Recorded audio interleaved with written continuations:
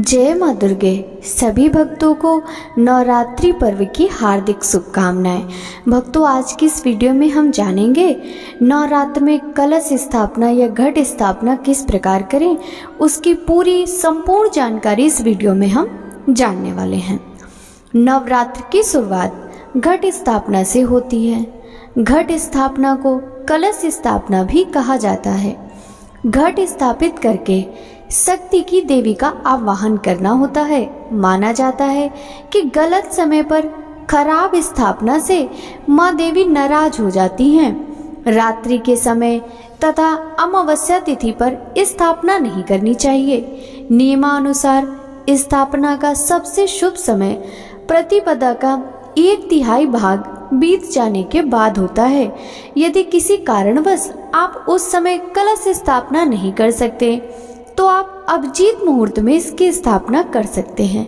प्रत्येक दिन का 8वां मुहूर्त अभिजीत मुहूर्त कहलाता है।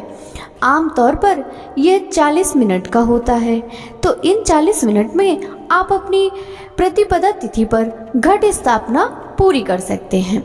तो भक्तों, अब हम जान लेते हैं घट स्थापना एवं दुर्गा पूजन में लगने वाली सामग्री के बारे में।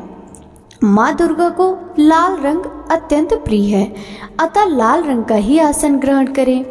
जौ बोने के लिए चीनी मिट्टी, जिसे वेदी कहते हैं, या फिर आप मिट्टी का भी बर्तन ले सकते हैं, या फिर आप किसी भी धातु की थाली भी प्रयोग में ला सकते हैं जौ बोने के लिए। वहीं जौ बोने के लिए शुद्ध साफ मिट्टी, जिसमें कंकड़ इत्यादि ना हो, आप उसे कलश स्थापना से पूर्व के दिन पहले ही साफ शुद्ध करके रख लें। जौ पात्र में बोने के लिए या फिर गेहूं भी आप ले सकते हैं। सोना स्थापना के लिए मिट्टी का घड़ा, सोना, चांदी या तांबे का कलश भी ले सकते हैं। आप अपनी सामर्थ्य अनुसार सोने का कलश, तांबे का, चांदी का या फिर मिट्टी का, जिस प्रकार से आपकी सामर्थ्य है आप उस प्रकार से कलश का चुनाव कर सकते हैं। कलश में भरने के लिए नर्मदा या गंगा जल या शुद्ध जल भी ले सकते हैं। यदि आपके पास पर्याप्त मात्रा में गंगा जल उपस्थित नहीं है तो आप शुद्ध जल में गंगा जल की कुछ बूंदें डालकर जल शुद्ध कर सकते हैं।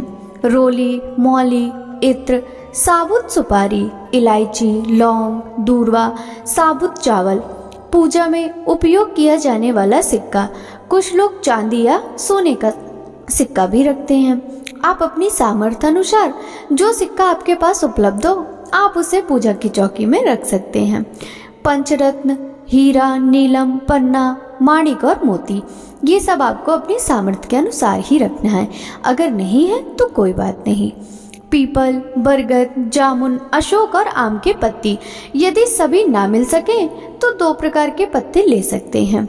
यदि आपको वो भी ना मिल सके तो आप पीपल, अशोक या कोई में से जो भी आपको मिल जाए, या फिर आम का ही पत्ता, आप कोशिश करें कि जो भी पत्ते आप कलश में लगाएं वो टहनी के साथ हो, जिससे कि ये पत्ते आपके 9 दिन तक हरे भरे बने रहेंगे।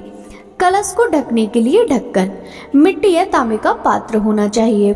ढक्कन में रखने के लिए साबुत चावल, अगर चावल ना हो तो आप गेहूं का भी प्रयोग कर सकते हैं। माता को चढ़ाने के लिए अनेक प्रकार के फूल, आप कोशिश करें आपको तरह तरह के फूल मिल जाएं तो बहुत अच्छी बात है। यदि आपके पास कई तरह के फूल उपस्थित नहीं है तो आप गुलाब या फिर गुड़हल का फूल पूजा में इस्तेमाल कर सकते हैं।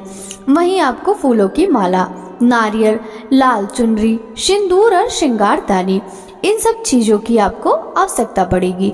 माता के लिए 16 श्रृंगार अवश्य खरीदें। तो भक्तों, हम जान लेते हैं घट स्थापना की विधि। नवरात्रि के पहले दिन यानी कि प्रतिपदा को प्रातःकाल जल्दी स्नान करके और लाल रंग के वस्त्र धारण करके व्रत रखा जाता है। फिर मंदिर की साफ सफाई करके सबसे पहले गणेश जी का नाम लें और फिर माँ दुर्गा के नाम से अखंड ज्योति जलाएं। स्थापना के लिए मिट्टी के बर्तन में मिट्टी डालकर उसमें जौ के बीज बोएं और तांबे के लोटे पर कुमकुम से स्वास्तिक बनाएं। फिर लोटे के ऊपरी भाग पर मौली बांधें। इसके बाद लोटे में जल भरें और उसमें कुछ बूंदे गंगा जल की डाल दें। इसमें 1.25 रुपया, धूप, सुपारी, इत्र और अक्षत रखें। इसके बाद कलश में अशोक या आम के 5 पत्ते लगाएं। अब एक नारियल को लाल कपड़े में लपेटकर मौली से बांध दें और नारियल को कलश के ऊपर रख दें। इस कलश को मिट्टी के उस बर्तन के बीच में रखें जिसमें जौ बोए गए हों। कलश स्थापना के साथ ही नवरात्रि के 9 व्रतों के साथ साथ माँ के नाम की अखंड ज्योति जलाने का संकल्प लिया जाता है। ज्योति प्रज्वलित करते समय शुभम करोति कल्याणम आरोग्यम धन संपदाम शत्रु बुद्धि विनाशाय दीपम ज्योति नमस्तुते, इस मंत्र को बोलना चाहिए। अखंड ज्योति जलाते समय ध्यान रखें कि ज्योति के दीपक को अन्न जैसे गेहूं, जौ, चावल की ढेरी पर रखना चाहिए। इसे कभी भी सीधे जमीन पर ना रखें। घी से जलाई अखंड ज्योति को दाईं ओर रखना चाहिए। वहीं तेल से जलाई गई अखंड ज्योति को बाईं ओर रखना शुभ माना जाता है। ज्योति को घर में अकेले छोड़ना शुभ नहीं माना जाता। ऐसे में कभी भी घर में अखंड ज्योति जलाकर घर को अकेला न छोड़ें और ना ही घर में ताला लगाएं। अखंड ज्योति जलाने के लिए इस्तेमाल हुए दीपक का, टूटे हुए दीपक का इस्तेमाल नहीं करना चाहिए। 9 दिन पूरे होने के उपरांत ज्योति को स्वाभाविक रूप से बुझने देना चाहिए। धार्मिक मान्यताओं के अनुसार ज्योति जलने के बाद अगर बुझ जाए तो इसे अशुभ माना जाता है। ऐसे में अगर आप मिट्टी से बने दीपक में अखंड ज्योति जला दें तो 1 दिन पूर्व दिन भर पानी में भिगोकर रख दें। इसके बाद आप इसका इस्तेमाल कर सकते हैं। आप ज्योति में समय समय पर तेल या घी डालते रहें। ऐसा करने से ज्योति देर तक जलती है। साथ ही मिट्टी के बड़े आकार के दीपक का इस्तेमाल करें ताकि इसमें डाला गया घी या तेल ज्यादा दिनों तक चले। ज्योति को हवा से बचने के लिए उसके ऊपर कांच का गोला भी रख सकते हैं। भक्तों, हम जान लेते हैं घट स्थापना में किन किन गलतियों से बचना चाहिए। घट में गंदी मिट्टी और गंदे पानी का प्रयोग ना करें। घट को एक बार स्थापित करने के बाद उसे 9 दिनों तक अपनी जगह से बिल्कुल भी ना हिलाएं। गलत दिशा में घट स्थापना न करें। जहां घट स्थापित किया जा रहा है यानी कलश स्थापित किया जा रहा है वहां पर और आसपास स्वच्छ स्थान होना चाहिए। शौचालय या बाथरूम के आसपास घट स्थापना नहीं होनी चाहिए। कलश को अपवित्र हाथों से नहीं छूना चाहिए। कलश स्थापित करने के बाद घर को सूना नहीं छोड़ना चाहिए। कलश के जवारों को विधिवत रूप से नदी आदि में प्रवाहित करते हैं।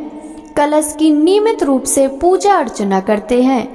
कलश किसी भी रूप में खंडित नहीं होना चाहिए। भक्तों, आशा करती हूँ कि आपको इस वीडियो से मिली जानकारी पसंद आई होगी। यदि ये वीडियो आपको पसंद आया हो तो ज़्यादा से ज़्यादा भक्तों के साथ शेयर कीजिएगा। साथ ही हमारे चैनल पर प्रतिदिन माता के 9 स्वरूपों की कथाएं, पूजा विधि, भोग सामग्री, आरती, इन सभी वीडियो को अवश्य देखिएगा। तो आपसे मिलते हैं नवरात्रि की अगली महत्वपूर्ण वीडियो के साथ। सभी भक्तों को हरे कृष्णा, राधे राधे, जय माता दी।